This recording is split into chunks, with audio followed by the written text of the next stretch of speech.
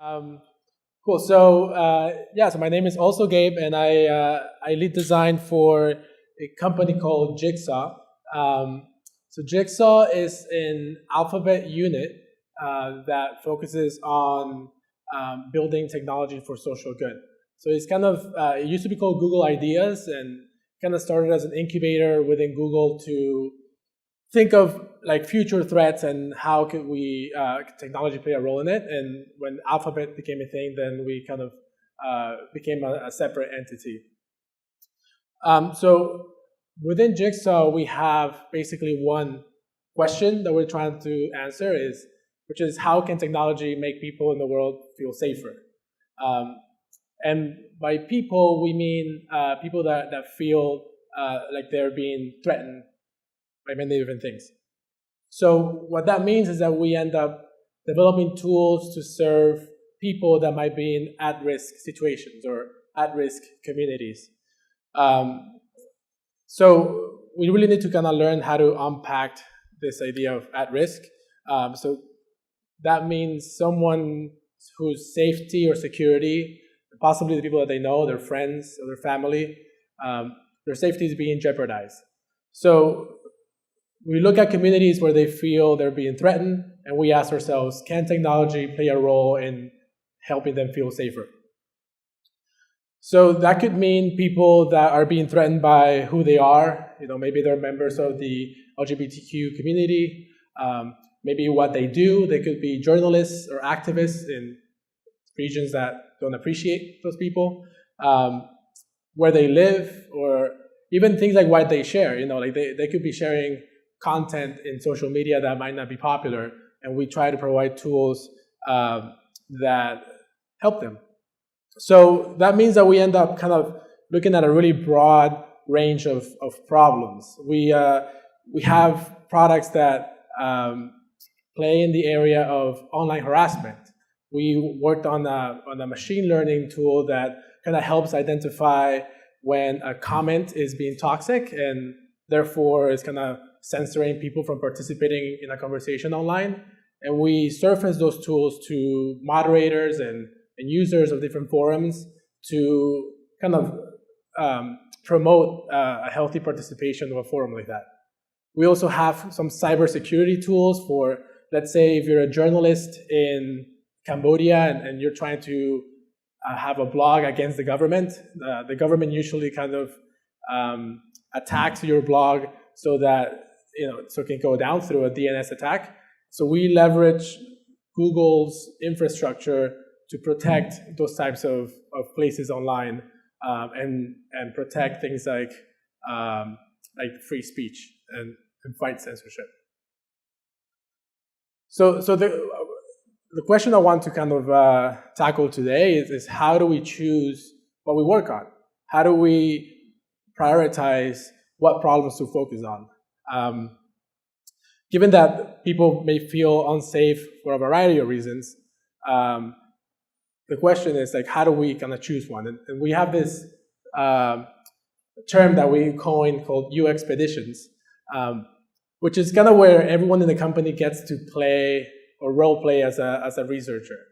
So we every few months, 3 to 6 months, a few of us on the team travel to different locations where these at-risk communities may be, and we just try to learn from them. Because the first thing that we learn is that they don't look like us. They're not living in Manhattan or Brooklyn, and they are experiencing things that we may not be familiar with. So part of what we do is try to empathize with them in a way that helps us understand what the problem is and what possible solutions may be to that problem. So UXPeditions is a program to create kind of deep knowledge around these regions of interest, their people, and the role that technology plays in those contexts. And again, like I said, this is an opportunity for everyone on the team to kind of put down their everyday hat and put on a researcher hat. And it's a good opportunity for engineers, marketing folks, salespeople, PMs, and designers to parachute into a different environment and kind of learn from them and understand what using the internet in one of these places could be. So over the last 3 years, over the last year, we've been to these 3 locations: Kenya, Ukraine, and Zimbabwe. December 2017, we went to Ukraine because this idea of misinformation was being kind of spread around. And Ukraine is kind of the test bed for Russia when it comes to misinformation. So we just wanted to dive in there and understand how and what is their reality. How do they consume news? How do they choose what they trust and what they don't? Zimbabwe is a country that has been under the same regime for almost 50 years, and they just went through an election where they hired a new president. So we wanted to learn, again, how do they consume news? How do they understand what is true, what is not, and form their own opinions? So as we go into these UXPeditions, we have kind of these 4 things that we like to consider. The first is rapid calibration, which is a technique to get a baseline understanding of the city and the culture so that we can kind of give context to the things that we learn. So what we do is we try to assimilate as much as we can. I don't know if you can tell, but my accent is not from the US, so I can identify with this. And the idea is, we try to wake up early before everyone else wakes up and see how the city starts coming to life. That's one of the things that kind of tells us how the environment kind of influences people's lives there.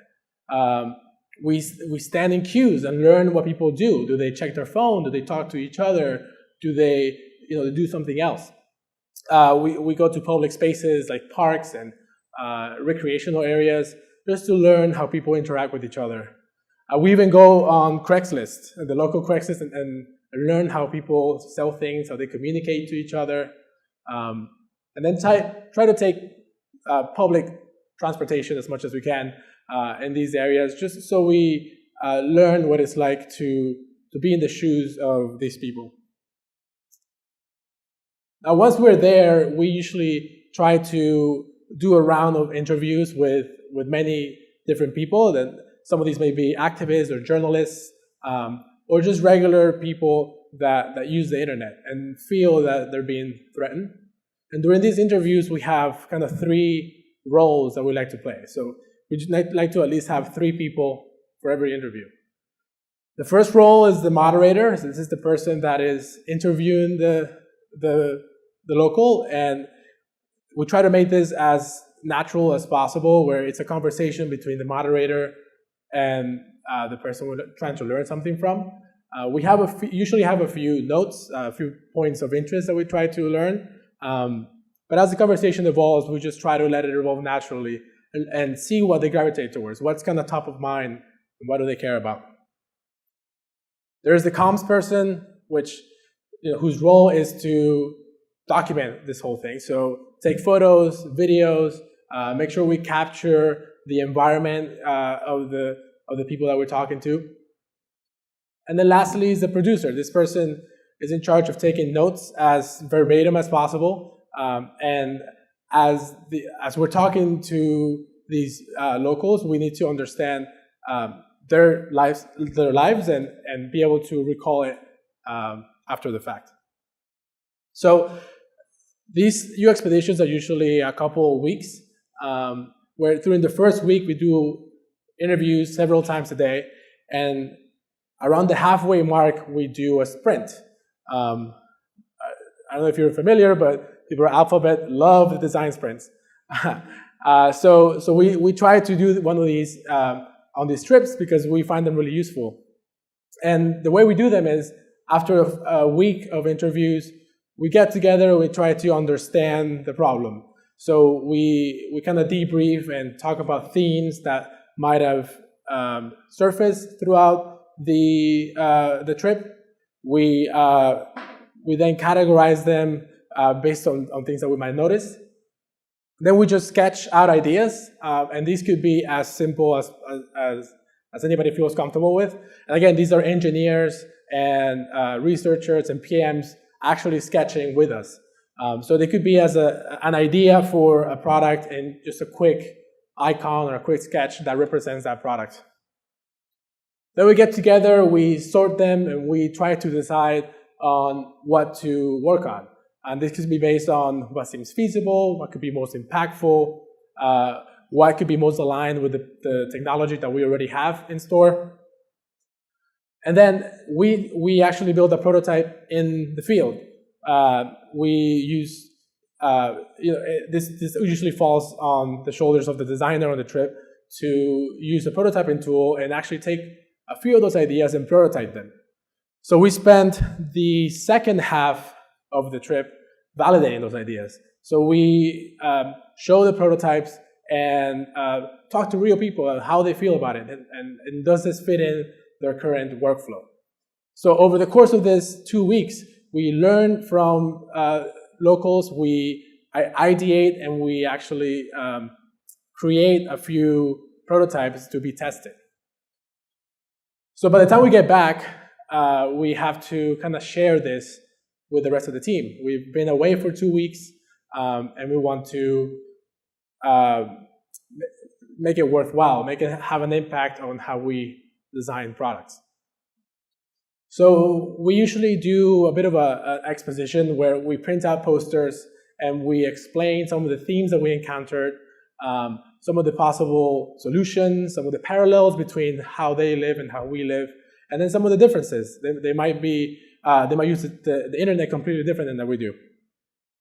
We then show the ideas and the prototypes that we came up with, and then we have a team-wide crit session on what could be aligned with the technologies that we've been working on and what we feel like using as a product.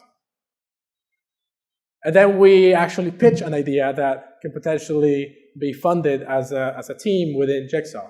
So this is a video that we made from our trip in Ukraine. It's the last minute of my talk, so figure we can just watch this instead. Hey, yo, так само як і тут, захід деталі, якщо нема грошей, це настрій не псує, як хочеш щастя, те все не цілує. Я п'яна день, може два, може три, може п'ять назавжди. Сонце сяє крізь вікно, і я куди піти, ніхто ти нікуди не примусить тебе піти.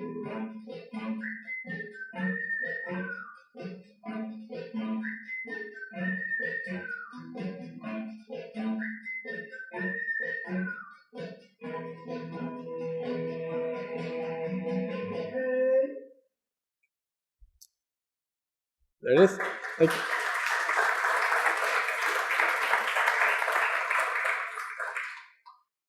Yes, if you have any questions about Jigsaw or the weather. Awesome. Thank you so much. That was fantastic. Yeah, guys, we got about 2 questions.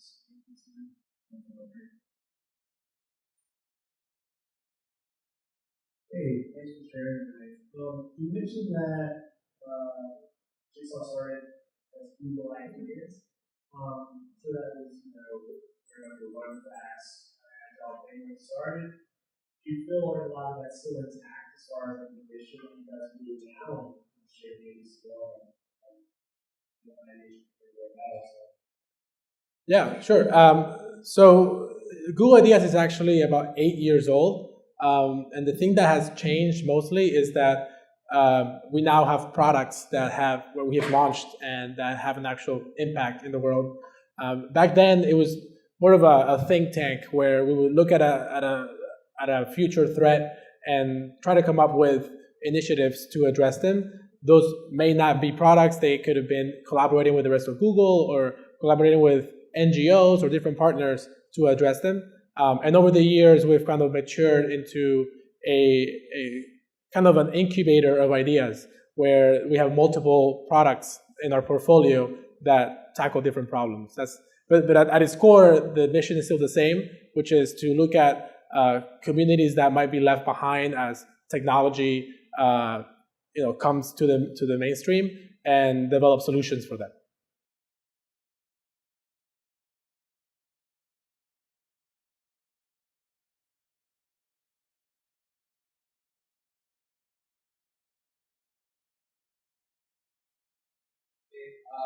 So, like, another question I had was just the fact that you guys designed these users for under a lot of right? How do you make sure that when you design this when you get the design that, or like, what do you do with that? What do you figure that out and see the use that you have for the ones that you're using? So we don't design and ship products in 2 weeks.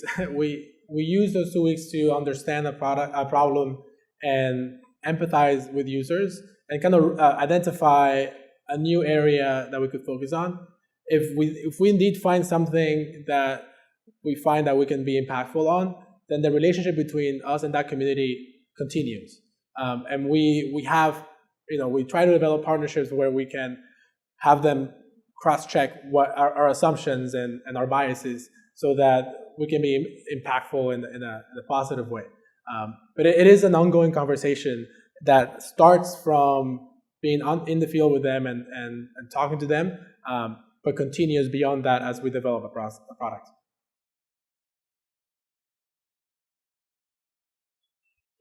Yeah.